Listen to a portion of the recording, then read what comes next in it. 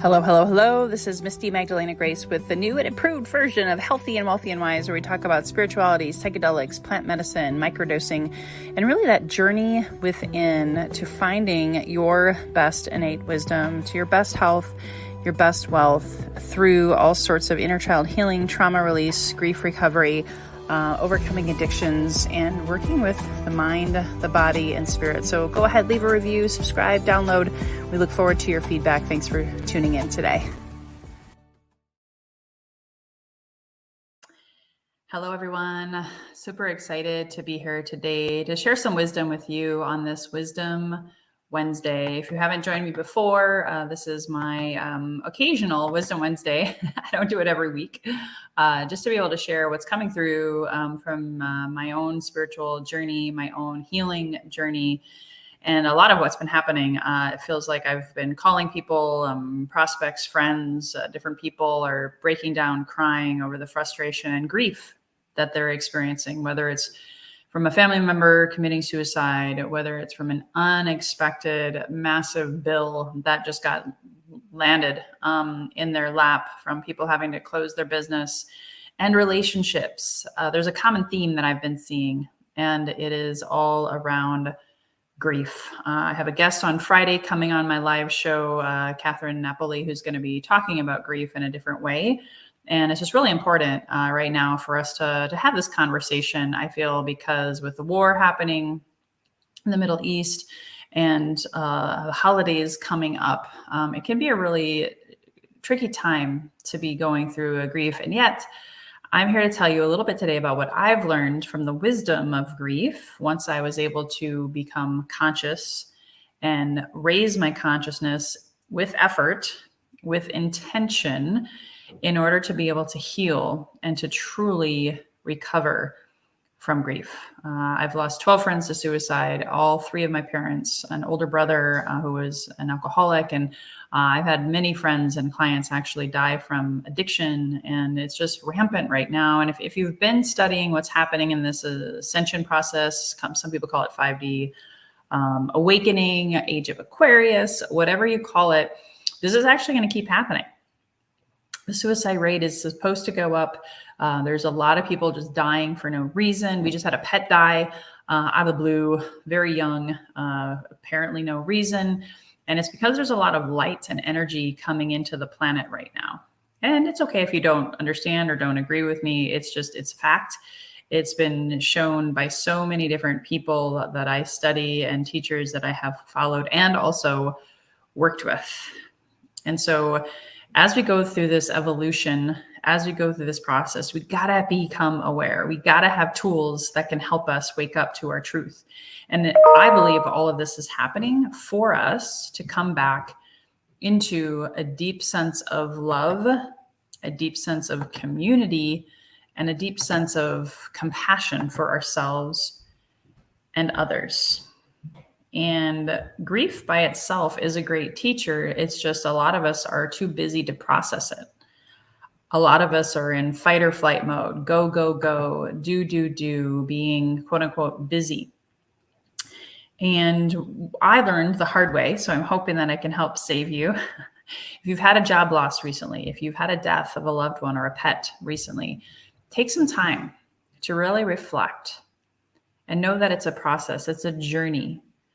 Because here's what happens if you don't process the grief and if you don't go through some kind of inner reflection or physical experience with grief, because it will impact you mentally, physically, and spiritually for the long haul.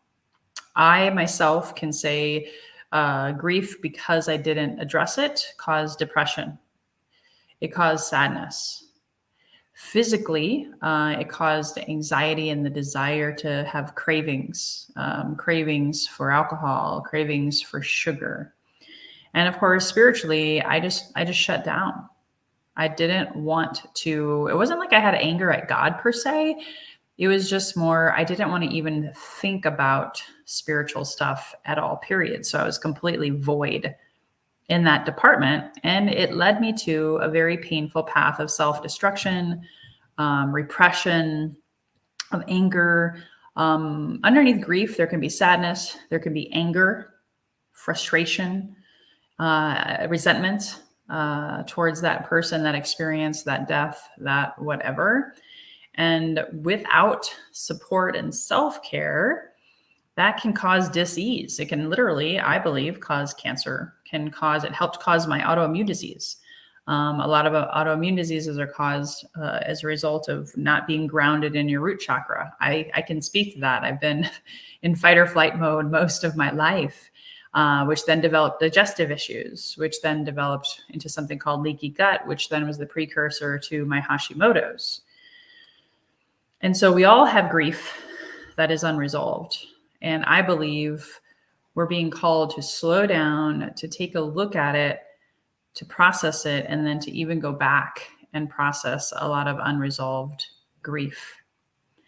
And so my encouragement to you is to take some time, some quick tips to reflect on what has grief caused for you in your life. Mentally first, has it caused depression? Has it caused disassociation where you just don't even want to look at it? You just sweep it under the rug. Has it caused you to numb yourself physically so you don't feel the pain or the grief? And then spiritually, what is your connection to grief? And I'm not even saying that you have to believe in an afterlife or God or Jesus or anything. It's just when your spirit is down, your own spirit within, you lack energy. You can have lethargy. You can feel not active or not wanting to take action. Because a lot of times our action comes from inspiration, right? And so if your spirit is down or dampened because of grief related to, again, any of the things I mentioned, death, divorce, job loss, pet loss, even moving can cause grief, right? So take care of your mind. How do you take care of your mind and allow yourself to help heal the mind?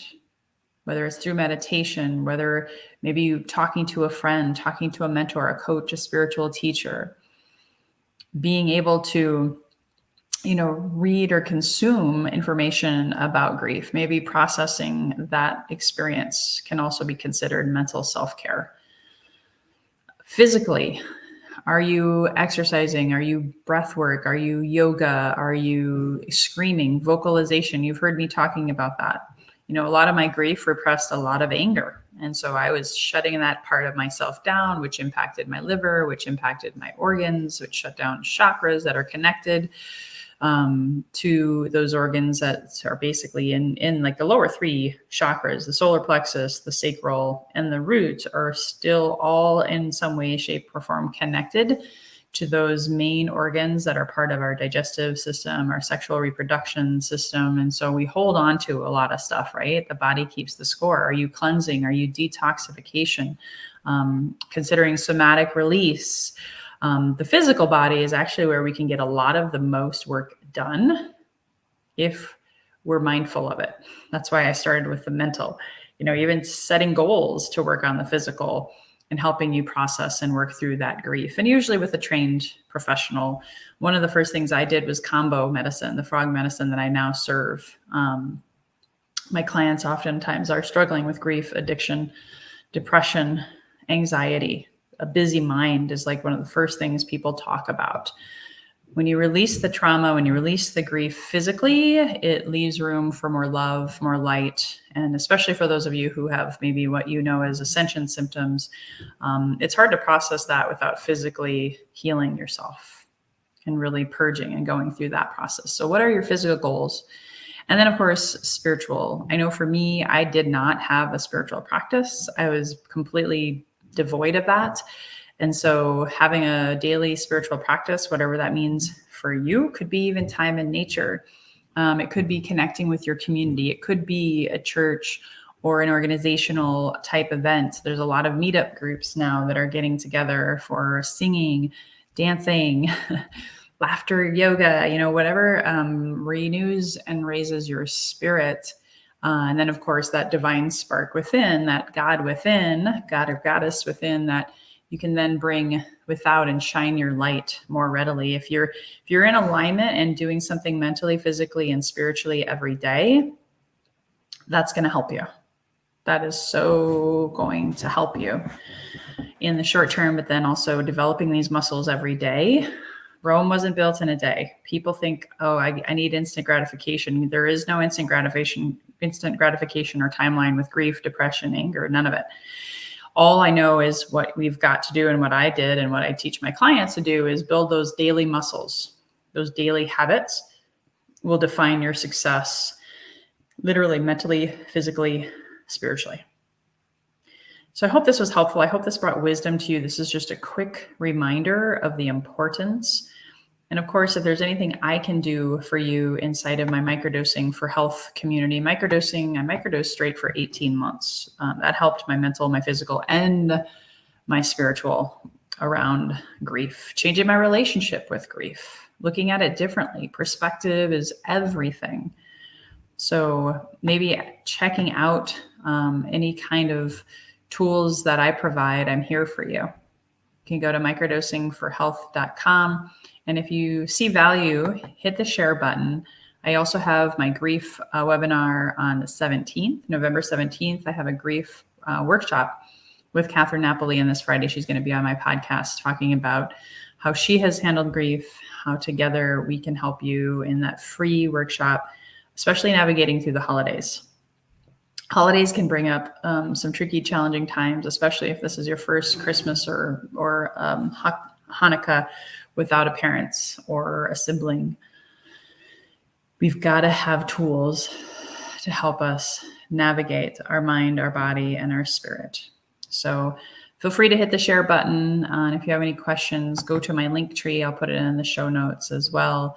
I'm here for you to be served and supported in whatever way possible to help you live your best health, your best wisdom, your best health, your best wealth. And by doing so, by finding that wisdom in grief, by finding that deep, deep sense of wisdom, that innate wisdom that lies inside of all of us in that God spark within, we just got to take the time and be intentional, conscious to developing that deeper relationship with ourselves. So until next time, guys, here's to your best health, your best wealth, your best wisdom. Bye-bye for now. Thank you so much for tuning in. Please subscribe, download, leave a 5-star rating or review, and also please refer this to a friend you know who may benefit from this inspirational message. We hope to see you again. Please subscribe to my YouTube channel or join my Facebook community. And if you are looking to manifest your best health, your best wealth by trusting your best wisdom within, please go to my website, www.microdosingforhealth.com. Again, www.microdosingforhealth.com. to quiet your mind, get into your heart, heal your body, and manifest your best health.